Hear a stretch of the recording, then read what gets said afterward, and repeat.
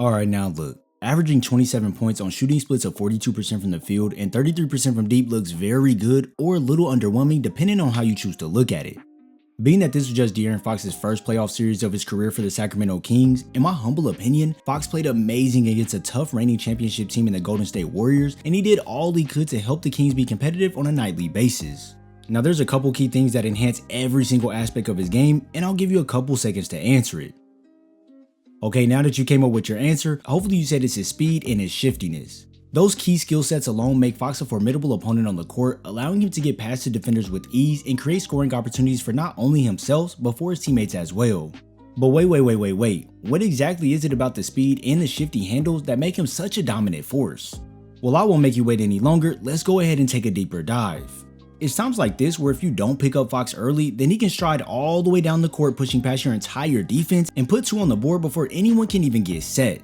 That quickness just decimates the defense, causing many complications for them because Fox moves up and down the floor like a madman, and it's really difficult for anyone to slow him down by themselves. I mean, watch this play as Fox gets the initial step on Looney. Loon then kind of forces his hips into Fox on the drive, so De'Aaron just shifts back the other way, keeps the motor going by navigating around Looney with the handle, and just by doing that little ring around the rosy, Fox finds his opening for the easy lay. This just shows you the slightest glimpse into his attacking nature, and honestly, Fox wasn't even going full speed on this play, because when he does kick it in gear and starts pushing the pace, it puts the defender on their heels, and now they're living in Fox's world. When you pair the slick ball handling, the IQ, and the speed together, it can all lead to Fox getting great looks on the floor, and although the Warriors did a great job at making it hard for him at times, regardless, Fox was still getting buckets. The ball was dropping in the basket from all over the floor, and that mid-range was like the bread and butter for Fox during this series as he shot 44% on 4 attempts per game, and I know some of you might be like, that doesn't seem too impressive, but when you really break it down how he was getting to his spots, you'll then understand how special Fox's creation is in this area. Now most of you might just miss the little things, but when we slow it down, we can really analyze the whole play. Fox retreats out far on this play right here just so he could have the head of steam coming at Wiggins, and as Wiggins' momentum is carrying him downhill on this attack, Fox just shifts him smoothly with this cross to the right, gets a great amount of space, and drops in the bucket from about 17 feet.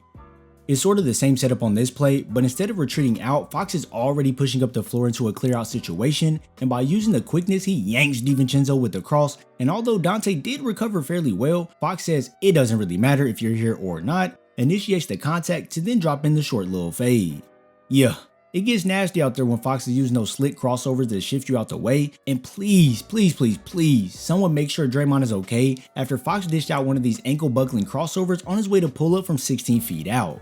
Now after some of these plays, you might be looking at this and say to yourself, alright, Fox is kinda cooking the defenders with those smooth crossovers, and if you're saying that, well it's valid. And the best thing is that it doesn't just stop there. Fox can make it look easy by knocking down step back jumpers over the double team as he fades away. And then when he starts adding in these hezzies while navigating to his spots, this is when he starts putting it all together and he's really getting in his groove. I mean, even a premier defender in Andrew Wiggins got taken advantage of, as here Wiggins tried to jam up Fox as he comes off this screen, but you can see De'Aaron just stays patient, getting into Wiggins' body to bounce off of him, attacks once again, and since Wiggins is a solid defender, he stays pretty connected, so Fox uses this spin move back to his dominant hand and drops in the float over the top. It's truly like a work of art when you're breaking down some of these plays, and Fox was no stranger to that mid-range during this series. As you all know if you've been over here in the Two Shorty community, we love the mid-range buckets. The reason why? Well, it's because it opens up so many aspects of your game. Since Fox is mainly an inside scorer, defenses are more adept to play the drive, so it can open up more chances for Fox to stop on a dime, rise up, and knock it down. Perfect example right here, if you watch, DiVincenzo is so worried about the drive that as Fox stops abruptly to pull up, Dante's momentum is still pulling him down towards the basket, and it results in an easy short midi. Now hey, at least Dante tried, because there's other times like this where the big is in drop coverage, in this case Kevon Looney, and as Fox is able to come off the screen with ease, he gets right into the floater looking very unbothered by the contest. These are just small examples, but trust me, if the defense is to attack Fox hard as he gets to his spots in the mid-range, then he has no problem using the speed and shiftiness to leave a defender in the dust to go put 2 on the board. I hate to say it, but once again, I have to ask someone to check on Draymond's ankles because coming off this screen, Fox drop crosses Green out of his shoes and soars in for the layup to extend the lead further. See what I mean? Draymond stepped up to stop the mid-range, but Fox was able to just break him off. Plays like that get the crowd going, and not only that, but they get Fox flowing as well. Throughout this series, Fox converted 50% of his driving layups, further showing how focused he was when he decided to take it to the rack. Honestly, I wish Fox would have attacked more as he was simply carving his way to the basket in an exciting fashion, and it's times like this where Fox shows his great finishing as he rejects the screen to push downhill, and as Looney shifts for the help, Fox uses this pro hop to get deeper into the paint, but since Looney recovers fairly well, Fox contorts his body to finish going back to the left hand to make this highly difficult lay-in close. Now listen, you can't lie, and yes, I'm talking to you. That finish was one for the books, as it really looked like Fox had no real angle, but he still managed to score the bucket.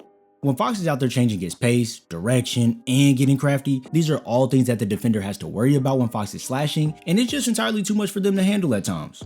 If you were to see a guy pushing at you with some speed, and then out of nowhere he crosses the other way, or hesitates and then bursts out, it can really throw you off as a defender, and since Fox is so fast, by the time the defense reacts, he's already in motion to score the bucket. I don't know why one of the Warriors guards wasn't quick enough to get to Fox here, but it results in Loon being the guy to step up in front of him, but that was very short-lived as Fox used the slight hezzy to then burst right past Looney to coast in for this easy lay at the front of the rim.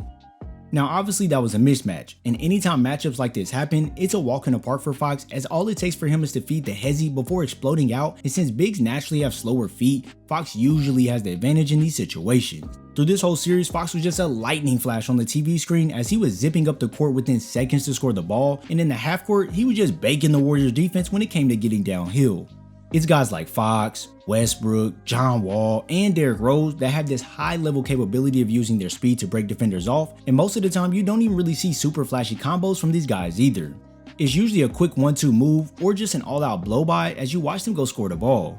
Now before we get too ahead of ourselves, yes, speed can be negative as well, as it can make you play out of control at times if you haven't mastered changing paces, but honestly for Fox, you rarely see him get wildly out of control. He knows exactly when to turn on the jets to get to certain spots on the floor, but let there be any type of pushback, well Fox can adjust accordingly and still find a way inside.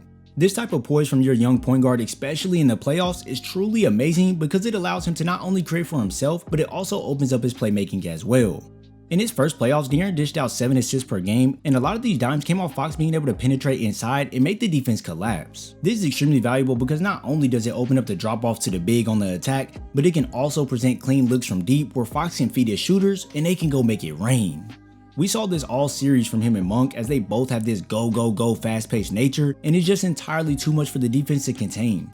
I mean, you think about it, you first have Fox pushing at you 100 miles per hour, so you must worry about that. But then when Monk is doing it as well, it just doubles the amount of open looks they can make, which makes this team better all around.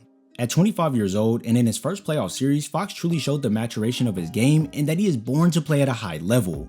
I know a lot of people didn't think the Kings would even make the playoffs, but as the year went on, those hopes became an actual reality for Kings fans, and for Fox, he did amazing leading this unit into the fire against the Golden State Warriors. Hopefully next season we're able to see Fox back in the playoffs playing at a high level, showcasing his amazing skills for this team. Let me know what you all thought about Fox in the Sacramento Kings playoff series below. I would love to hear your takes about their strengths and weaknesses and what they can do going into next season.